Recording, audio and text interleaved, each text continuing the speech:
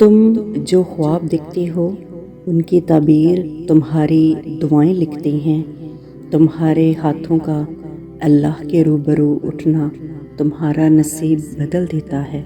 جب اللہ کی رضا کے بغیر اس کائنات کا ایک پتا بھی ہل نہیں سکتا، تو پھر تمہارے دل کا بار بار اللہ سے رجوع کرنا، اس سے مانگنا بے وجہ نہیں ہے۔ جو ہاتھوں میں اتنی جان ڈال دیتا ہے کہ وہ دعا کے لیے اٹھ سکیں، وہ پھر ان اٹھنے والے ہاتھوں کی لاج بھی رکھتا ہے۔ جو شدت سے مانگا جائے وہ ضرور ملتا ہے۔ اللہ آپ کی تڑپ کو ضائع نہیں جانے دیتا، وہ دلوں کے حال سے بخوبی واقف ہے، اور اگر نصیب میں بہتر ہوا تو جو تم چاہتے ہو تمہیں وہی ملے گا۔ تمہاری پسند سے اللہ تمہیں آزما رہا ہے، ہر لمحہ تمہارا بڑھا رہا ہے، کچھ دیر کے لیے تمہاری نگاہوں سے دور کر کے تمہاری چاہت کو نصیب کا حصہ بنا رہا ہے۔ اللہ کو تم سے بہت محبت ہے، تب ہی تو اپنے قرب سے وہ تمہیں نواز رہا ہے۔ تمہارا دل مختلف اندیشوں سے ڈرتا رہتا ہے، یہ شیطان تمہیں وسوسوں میں ڈال رہا ہے۔ توکل علی اللہ کی رسی کو ہمیشہ تھامے رکھنا، جلد ہی اللہ تمہاری زندگی میں بہاریں ضرور لائے گا۔ دیکھو، یوں مایوس بیٹھے رہنے سے کیا ہوگا؟ معجزہ تو اللہ کے روبرو کھڑے ہونے سے ہوگا۔ یقین کا دعویٰ کرنا آسان ہے، لیکن یقین رکھو، یہ سوچ کر کیوں گھبرا جاتے ہو کہ آگے کیا ہوگا؟ جانتے ہو کہ یہ بے چینی تمہیں ستاتی کیوں ہے؟ جب تم جلد باز ہو جاتے ہو، اور تمہاری جلد بازی تمہیں تھکا دیتی ہے۔ تم ہر بار نافرمانی کرتے ہو اللہ کے فیصلوں کی، مگر آخر میں اسی کی محبت ہر بار تمہیں تمہاری محبت سے بچاتی ہے۔ ہر حفاظت سزا ہی نظر آتی ہے۔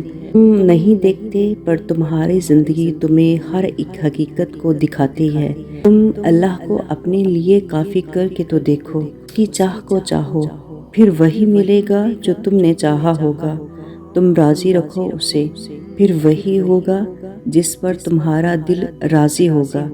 لوگ کبھی بھی ان چیزوں کو تم تک پہنچنے سے نہیں روک سکتے جو اللہ نے تمہارے لیے لکھی ہوئی ہیں، پھر وہ کتنی ہی کوشش کیوں نہ کر لیں، کتنی ہی جان کیوں نہ مار لیں۔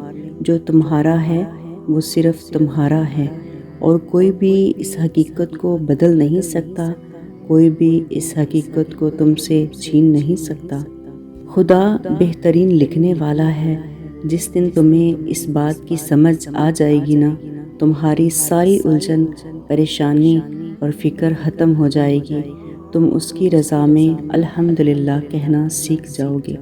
ساری بات تو طلب کی ہے، جب طلب بڑھتی ہے تو تڑپ بھی بڑھ جاتی ہے، اور جب تڑپ بڑھ جائے درد حد سے بھی زیادہ بڑھ جاتا ہے، اور آنسوں کے راستے بہتا ہے۔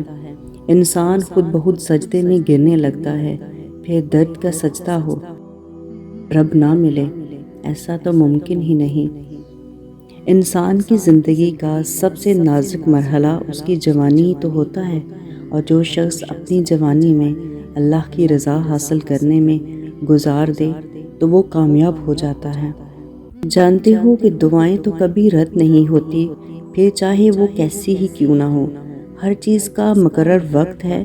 کچھ دعائیں وہ دیر سے اس لیے قبول کرتا ہے کیونکہ وہ ہم سے رابطہ رکھنا چاہتا ہے۔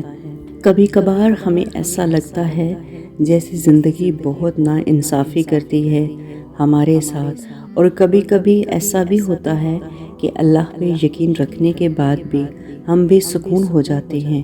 اس کی وجہ بس یہی ہے کہ ہم حقیقت کو تسلیم نہیں کر پاتے۔ جب تک انسان حقیقت کو تسلیم نہیں کرتا، وہ بے سکون ہی رہتا ہے، اور اگر بے سکون رہتا ہے تو اس کا مطلب یہی ہے کہ اس کو اللہ پہ اتنا یقین نہیں ہے جتنا ہونا چاہیے۔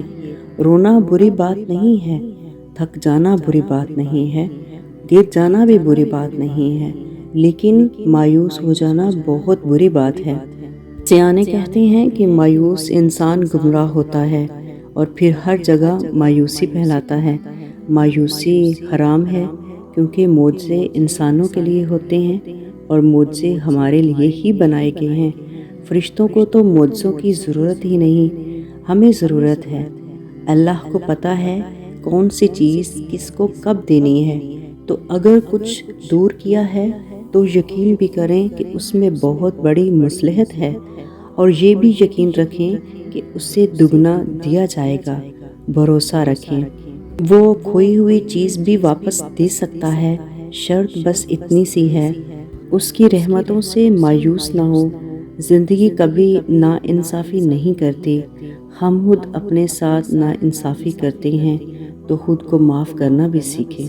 مجھے ایک چیز اللہ سے مانگتے مانگتے کبھی نہیں تھکنے دیتی، اور وہ ہے قبولیت۔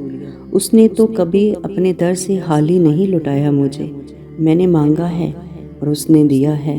ہاں، کبھی کبھی میں ہمت ہار جاتی ہوں، پر نماز پڑھ کر وہ ہمت دوبارہ پختہ بھی بنا لیتی ہوں۔